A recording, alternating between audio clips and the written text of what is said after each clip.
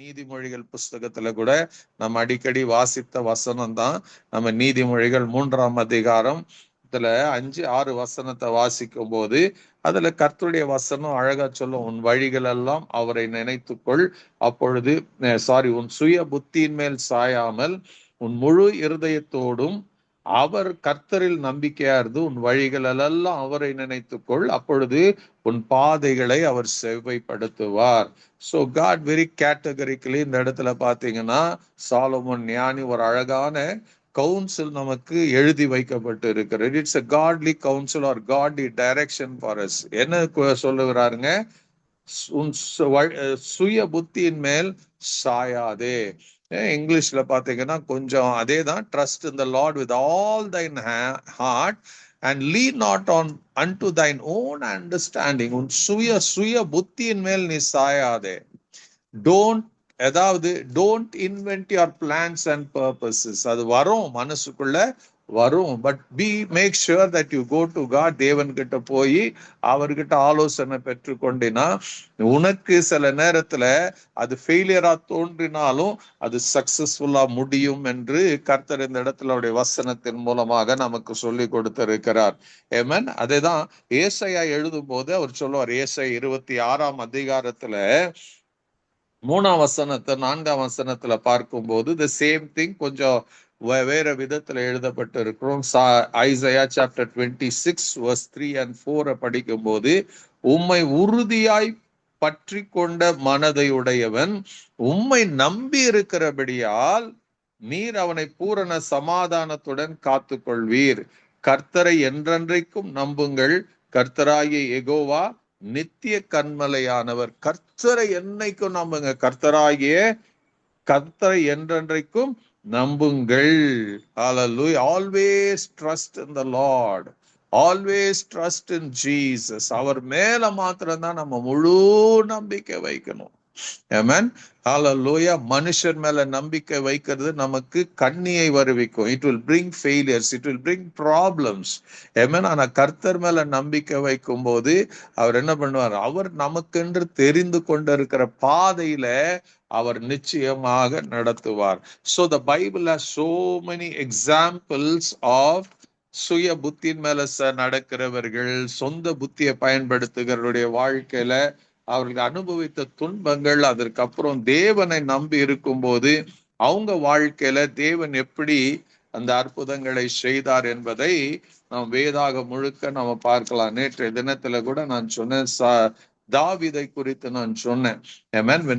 தாவீது ஜஸ்ட் ஒரு தவறான முடிவு எடுக்கும். There are many kings who made wrong choices, then they corrected themselves and தேவனை தேடின போது அவர்களுக்கு வெற்றியையும் ஜெயத்தையும் ஆறுதலையும் தேவன் கொடுத்ததை நம்ம பைபிள் முழுக்க பார்க்கலாம். ஒவ்வொரு ராஜாக்களுடைய வாழ்க்கையில நாம பார்க்கலாம். தாவீது தொடங்கி அதுக்கப்புறம் பார்த்தீங்கன்னா அநேக ராஜாக்கள், யோசேபாத் ராஜா, எசேக்கியா ராஜா, யோசியா ராஜா, ஆசா த கிங் ஆசா, இவருடைய வாழ்க்கையில எல்லாம் பாத்தீங்கன்னா when they trusted God, when they believed God, when they moved in the ways of God, they saw supernatural things happening. உடைய வாழ்க்கையில மகிமையான காரியங்கள் நடக்கிறத அவங்க கண் கூட பார்த்தாங்க, அவங்க அனுபவிச்சாங்க, அவங்க வாழ்ந்தாங்க. and it is written as a testimony. இன்னைக்கு நாம படித்து தெரிந்து கொள்வதற்காக அது எழுதி வைக்கப்பட்டு இருக்கிறது. அதே நேரத்துல கர்த்தரை நம்பாதவர்கள், அந்நிய தேவர்களை நம்பினவர்கள், பாகால்களை நம்பினவர்கள், அஸ்திரோத்தை நம்பினவர்கள், அந்நிய தேவதைகளுக்கு தூபம் காட்டினவர்களுடைய வாழ்க்கை எல்லாம் நீங்க படிச்சீங்கன்னா it was always a disaster. உங்க வாழ்க்கை எல்லாம் டிசாஸ்டர்ல முடிஞ்சிருக்கிறது என்பதை பைபிள் அழகா சுட்டி காட்டுகிறது. சோ இதெல்லாம் தெரிந்து கொள்ளணும்னா இஃப் அந்த தேவன் மேல அந்த முழு நம்பிக்கை வைக்கணும், உங்க சொந்த புத்தி மேல நம்பிக்கை இல்லாம இருக்கணும்னா you should know God's word, you should know the ways of God. அதை தெரிந்து கொள்ளணும்னா காட் ஹஸ் பியூட்டிஃபுல்லி அவருடைய வழிகளை எல்லாம் நமக்கு என்ன பண்ண இருக்கிறாரு, உங்க கையில இருக்கிற இந்த பைபிள் என்ற புத்தகத்துல எல்லாத்தையும் எழுதி வச்சிருக்கிறார். God has not hidden anything.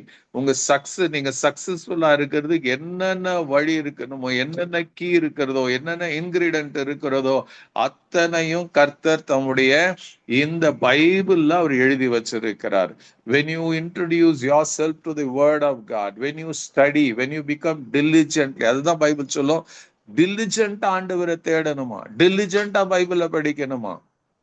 So when you seek God diligently through his word, you will see the answers. நீங்க இப்ப இருக்கிற நீங்க கடந்து போய் கொண்டிருக்கிற ப்ராப்ளம் கூட God has already answers for that. தேவன் ஏற்கனவே அதுக்கு பதிலை மாத்திரமல்ல, அதுக்குள்ளே ஜெயத்தையும் வச்சிருக்கிறார், வெற்றியை வச்சிருக்கிறார். அதுல அந்த அந்த பாதையில உங்களுக்கு நன்மைகளை, நீங்க எதிர்பார்க்கிற நன்மை காட்டிலும் மேன்மையான காரியங்களை தேவன் உங்களுக்கு என்று வைத்திருக்கிறார். ஸோ ட்ரஸ்ட் காட்னா நீங்க முதல்ல பைபிளை படிக்கணும். அதுல எழுதி இருக்கிறதெல்லாம் நீங்க நம்பும் போது you will see a great revival. உங்க பர்சனல் லைஃப்ல ஒரு பெரிய எழுப்புதலை நீங்க பார்க்க முடியும். நீங்க 1 சாமுவேல் 30ஆம் அதிகாரத்துல பார்க்கும்போது திடீர் ஒரு தீமை தாவீதுடைய வாழ்க்கையில நடக்கிறது. இந்த தாவீதை தான் ஆண்டவர் சொல்வார், நீ இருதயத்துக்கு ஏற்றவன். சாமுவேலுக்கு சொல்வார், I have found a man, அவன் என் இருதயத்துக்கு ஏற்றவன் சொல்லி தாவீதை இன்ட்ரோடியூஸ் பண்ணுவாரு. அப்படியாப்பட்ட தாவீதுடைய வாழ்க்கையிலையும் சம்டைம்ஸ் we to do, நம்ம அறியாமல சில தவறான காரியங்களை, அந்த ட்ரெடிஷனா வழக்கம் போல செய்யற காரியங்களை செய்து அப்புறம் ஏதோ ஒரு இடத்துல நம்ம முட்டி கொண்டு நிற்போம். எங்க பண்றதுன்னு, என்ன பண்றதுன்னு தெரியாது. அதே போலதான் தாவீதுடைய வாழ்க்கையில இந்த இடத்துல பாத்தீங்கன்னா, அவனும் அவனுடைய டீம் ஒரு 600 பேர் அவனோட இருக்கிறாங்க. அவங்க ஒரு நாள் என்ன பண்றாங்க, பிலிஸ்திய ராஜா கிட்ட போயிட்டு ஆகிஸ் கிட்ட பேசிட்டு வரும்போது, அவங்க சிக்லாக்கு வரும்போது அவங்க என்ன பண்ணாங்க, அவங்களுடைய எல்லாமே இழந்து போனதை பார்க்கலாம். தாவீதுடைய 2 மனைவி, அவனுடைய பிள்ளைகள், 600 பேருடைய மனைவி பிள்ளைகள், அவர்கள் சம்பாதித்த சொத்து எல்லாம் பாத்தீங்கன்னா அவங்க வருவதற்குள்ளாக ஒண்ணு கூட இல்லை. அவங்க டென்ட் எல்லாம் சுட்டெரிக்கப்பட்டு இருந்தது. It was burning, there was nothing left. அவர்கள் எல்லாம் இப்படி போய் வருவதற்குள்ள they had become paupers. அவர்கள் எல்லாம் பாப்பர்களாக, ஒண்ணுமே இல்லை அவங்க கிட்ட. அவங்க அங்க வந்தாங்கல்ல, அவங்க உடுத்திருந்த உடையும் அவங்க கையில இருக்கிற பட்டயமோ இப்படி சில காரியங்கள் இருந்தது தவிர அவங்க கிட்ட ஒண்ணும் இல்லை. அதனாலதான் எல்லாம் அழுதாங்க எல்லாம், பிகாஸ் இட் வாஸ் ஒரு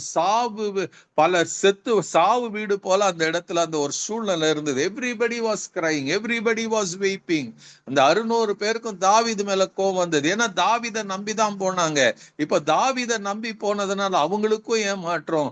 தாவீது தன் சொந்த புத்தியை யூஸ் பண்ணி போனதுனால அவனுக்கும் ஏமாற்றம். the whole people were suffering. அதான் சுய புத்தியில அவங்க போனாங்க. when you read இதே இந்த 1 சாமுவேல் புஸ்தகத்தை படிக்கும் போது, தாவீது 26ஆம் அதிகாரத்துல எல்லாம் படிச்சீங்கன்னா, 27ஆம் அதிகாரத்தை 26, 27 பார்க்கும்போது, சவுல் துரத்தி கொண்டு வரும்போது பிலிஸ்திய தேசத்துல போய் அடைக்கலம் போகிறாங்க. ஆகிஸோட ஒரு ஃப்ரெண்ட்ஷிப்பை ஏற்படுத்தி கொள்ளுகிறான். என்ன பண்ணுவாங்க, ஸோ அவங்களுக்குன்ற ஒரு இடத்தை கேட்கும் போது அவங்களுக்கு அந்த it was at place of the Philistine, சிக்லாக கொடுக்குறான். அப்போ இவங்க என்ன பண்ணுவாங்கன்னா, இவங்களை அவங்க ஆகிஸ்க்கு சொல்லிட்டு அவங்க யுத்தத்துக்கு போவாங்க. தேவல்னா பல இடங்களுக்கு போவாங்க. பல இடங்களுக்கு போய் they will fight, they will wage war, அந்த யுத்தம் எல்லாம் செய்துட்டு அவங்க திரும்பி வருவாங்க. ஆடுகளை எல்லாம் சொத்துக்களை கொண்டு வருவாங்க. அப்போ ஆகிஸ் கேட்பா, நீங்க எங்க போயிட்டு வந்தீங்கன்னா, அப்போ அவங்க தாவீது அவங்க எல்லாம் என்ன பண்ணுவாங்க, they will ஏதோ ஒரு ரீசனை சொல்லுவாங்க, சில பொய்களை சொல்லுவாங்க. நாங்க இங்க போனோம், நாங்க யூதா கிட்ட போனோம், அப்படி போனோம்னு பொய் சொல்லுவாங்க. அதை ஆகிஸ் நம்புவான். சோ அப்போ அதோடைய அர்த்தம் என்னன்னாங்க, தாவீது என்ன பண்ணாங்க, ஒரு காரியத்தை செய்து அதை மறைப்பதற்காக பொய் சொல்லுகிறவனாய் காணப்பட்டான். He never trusted God. நம்ம கூட சில நேரத்துல வில் ட்ரஸ்ட் காட், பட் திடீரென சில பிரச்சனைகளும் வி ட்ரஸ்ட் அவன் அவர் செல்ஸ். அதுதான் தாவீதுடைய வாழ்க்கையில நடந்தது. சோ வென் யூ ட்ரஸ்ட், தாவீது தன் சுய புத்தியின் மேலையும் சொந்த திட்டங்களை நம்பினபடினால God was not pleased with him. அதனால இந்த துன்பத்தை அனுபவிச்சாருன்னு தான் நம்ம எடுத்துக்கொள்ள முடியும். So it was David's fault. அவன் என்ன பண்ணான், தன்னுடைய எக்ஸ்பீரியன்ஸையும் தன்னுடைய சொந்த புத்தியும் யூஸ் பண்ணி அதாவது ஆகிஸ் கிட்ட நல்ல பேரு வேணும்னு சொல்லி என்ன பண்ண தன்னுடைய வாழ்க்கையை காம்ப்ளிகேட் பண்ணி கொண்டான். இன்னைக்கு நமக்கு கூட அதே தான். அநேக நேரத்துல மனுஷரை திருப்திப்படுத்த we use so much tactics. அவங்ககிட்ட சொல்றது, இவங்களை பார்க்க பொய்யும் பித்தலாட்டம் பண்ணி நம்மை நாம ஏமாற்றி கொண்டு வாழ்கிற ஒரு சூழ்நிலையில இருக்கிறோம். God doesn't like. உங்களுக்கு தெரியுமா, தேவன் அருவருக்கிற காரியம் அது. தேவன் அருவருக்கும் போதுதான் when God becomes sad, அப்பதான் என்ன பண்றா, சில நேரத்துல நம்ம ரீகரெக்ட் பண்றதுக்காக இந்த பாதையில எல்லாம் அவர் கொண்டு போகிறவரா இருக்கிறாரு. இன்னைக்கு நிறைய நேரத்துல நம்ம கர்த்தருடைய பிள்ளைங்க சர்வசாதாரணமா போய் பேசி கொண்டு இருக்கிறோம். உங்களுக்கு தெரியுமா, God doesn't like lies. அவருக்கு உண்மை பேசணும், உண்மையா இருக்கணும். அந்த உண்மையா இருக்கிற கர்த்தர் பிரியம் உள்ளவரா இருக்கிறாரு. இங்க தாவீதுடைய வாழ்க்கையில நடந்தது அதுதான். இப்ப இவன் இப்படி பண்ணும் போதுதான் என்ன ஆகுதுங்க, சத்ருவை தேவன் அனுமதிக்கிறாரு. அமலேக்கர் வந்து இவனுடைய எல்லாத்தையும் கொண்டு போயிடுறாங்க. அப்போ அந்த நேரத்துலதான் தாவீது, அவன் பைபிள் சொல்லும், அவன் அழுதானா, தன் பெலன் போக மட்டும் கத்தி அழுதானா. அல்லேலூயா. எல்லாம் என்ன பண்ணாங்க, கூட இருந்த 600 பேர் அவனை கல்ல எறிஞ்சு கொள்ளணும்னு நினைக்கிறாங்க. அந்த அளவுக்கு தேவர் ஃப்ரஸ்ட்ரேட்டட், டிப்ரெஸ்ட்ல இருக்கிறாங்க. இவனும் அழுகிறான். ஆமென். ஹalleluya. என்ன ஒண்ணுனா, ஐ பிலீவ் அண்டர்ஸ்டுட், அவனுடைய தவற உணர்ந்து அழுதான் தான் நான் நினைக்கிறேன். இல்ல தவற உணர்ந்ததுனாலதான் இப்ப என்ன பண்றாங்க, ஏபோத்தை கொண்டு வாங்க சொல்லி அங்க ஆசாரியன்கிட்ட சொல்றான். அவன் கொண்டு வந்த பிறகு இது நல்ல யோசித்து பாருங்க, அவன் அழுகிறான், கல்ல எடுத்து கொள்ளுகிற அளவுக்கு he has been pushed to that corner. அங்க பைபிள் சொல்லும், தாவீது தன் தேவனாகிய கர்த்தருக்குள் தன்னை தேடப்படுது. He reached out to God. He cried out to God. அப்ப தாவீது நிச்சயமா ஆண்டவர்கிட்ட மன்னிப்பு கேட்டு இருக்கணும். ஆண்டவரே, நான் தப்பு பண்ணிட்டேன் என்று சொல்லும் போது he got strengthened by God. and கர்த்தர்கிட்ட நீங்க ஒவ்வொரு முறை வரும்போது, see in whatever condition you are right now, இந்த இரவு நேரத்துல இது அதுன்னு சொல்லாம, if you make a choice to come to God, reach out to God. ஆண்டவரே, நான் உங்ககிட்ட வரேன்னு சொல்லிட்டு, if you are just going to open your mouth and call upon the name of Jesus, அவரிடத்துல நீங்க விண்ணப்பீங்கன்னா, அவரிடத்துல உங்க பலவீனங்களை சொல்லுவீங்கன்னா, அவரிடத்துல உங்க காரியங்களை சொல்லுவீங்கன்னா, தேவன் உங்களை புறக்கணிக்க போகல. Is going to give you another chance. இங்க அதுதான், இவ்வளோ காரியம் நடக்கும் போது அவன் கர்த்தருக்குள் தன்னை திடப்படுத்தி கொண்டான். he never went to anyone. அவன் இது வரைக்கும் போனது தப்புன்னு உணர்ந்தான். அவன் தேவனை மிஸ் பண்ணா, இப்போ தேவன் கிட்ட வரான். தேவன் God acknowledges him. அவனுக்கு பலனை கொடுக்கிறார். அந்த திடப்படுத்தி கொண்ட போது அவன் என்ன பண்றாங்க, கர்த்தரை நோக்கி அவன் கேட்கிறான் 8ஆம் வசனத்துல, நான் அந்த தண்டை பின்தொடர வேண்டுமா, அதை பிடிப்பேனோ என்று கேட்டான். அப்போ கர்த்தர் அவனுக்கு பதில கொடுக்கிறார், நீ போப்பா, நீ எல்லாத்தையும் திருப்பி கொள்வாய். ஆமென். ஹalleluya. இன்னைக்கு the same thing, when you come to God, when you pour out your heart to God. நேற்றைய தினத்துல பார்த்தோம் நாம, இந்த 1 சாமுவேல் 2 சாமுவேல்ல பாத்தீங்கன்னா, அங்க தாவீது ஒவ்வொரு காரியத்துக்கும் he went to God. அது காரணம் என்னன்னா, இந்த எக்ஸ்பீரியன்ஸ் தான். அவன் தேவனை தேடாத போன போது அவனுக்கு சில ஜெயங்கள் கிடைத்தது. But he had to suffer so big. பெரிய சஃபரிங் வந்தது. அதனாலதான் அந்த புதிய ஏற்பாடுக்குள்ள அது அடுத்து 2 சாமுவேலுக்குள்ள when he became the king, அவன் எல்லா நேரத்திலையும் சின்ன காரியத்துமா இருக்கட்டும், பெரிய காரியமா இருக்கட்டும், he sought God. நான் போகலாமா, நான் செய்யலாமான்னு கேட்டான். இன்னைக்கு உங்களுக்கு எனக்கு அதே தான். நீங்க கேட்கலாம் தாவீது தேவன் கிட்ட, God is willing to answer you. God is willing to show the direction. அவன் நிச்சயமா உங்களுக்கு வெளிப்படுத்தி கொடுப்பாரு. இங்க அததான் சொல்றான். அவன் கேட்கிறான், நான் போகலாமா ஆண்டவரே, நான் பின்தொடரலாமா ஆண்டவரே கேட்கும் போது அதற்கு அவர் அதை பின்தொடர், அதை நீ பிடித்து கொண்டு சகலத்தையும் திருப்பிக் கொள்வாய் என்றார். God said, you go, now you can get it back. But என்னன்னா, he had to pay a price. அவன் தொடரணும், போகணும், யுத்தம் செய்யணும், எல்லாத்தையும் திருப்பி கொண்டு வரணும். ஆமென். ஹalleluya. முதல்லயே ஆண்டவர்கிட்ட இந்த சிக்லாக்ல இருக்கும் போது எவ்ரி டைம் ஆண்டவரே நான் போலாமா, இதை செய்யலாமா, இதை பேசலாமான்னு கேட்டிருப்பானா, இந்த சூழ்நிலைக்கு அவன் திருப்பி கொண்டு வந்தான், ஜெயத்தை பெற்று கொண்டு வந்தான். எல்லாம் நல்லதுதான். பட் நாம இங்க என்ன கத்துக்கிறோம்? தாவீதுடைய ஒரு தவறுனால ஏற்பட்ட அந்த இஷ்யூவை நாம தெரிந்து கொள்ளணும். அதே நேரத்துல மனம் திரும்பும் போது வாட் காட் டஸ்ன்றத கூட இங்க எழுதப்பட்டு இருக்கிறது. when you come to God, when you set yourself right with God, again தேவன் என்ன பண்றாங்க? சில கடினமான பாதை இருக்கலாம், பட் காட் ரெஸ்டோர்ஸ். தேவன் மறுபடியும் அந்த ரெஸ்டோரேஷனை கொடுக்கறத நாம் பார்க்கலாம். ஆமென், ஹalleluya. நீங்க பைபிள்ல பாத்தீங்கன்னா எல்லா ராஜா, எசேக்கியா ராஜா இருக்கட்டும், யோசேபாத் ராஜா இருக்கட்டும், ஆசாவா இருக்கட்டும், யோசுவா இருக்கட்டும், எல்லாருக்கும் சேம் திங். உசியா ராஜா இருக்கட்டும், they somehow ஏதோ சில நேரத்துல they walked in flesh, they did what they wanted, அதுக்குரிய சஃபரிங் வந்தது. but when they repented and came to God, they received a multiple blessings. என்னைக்கோ உங்க whatever may be the issues, come to God, surrender பண்ணுங்க, ஜெபம் பண்ணுங்க. God is still willing to do great things in your life.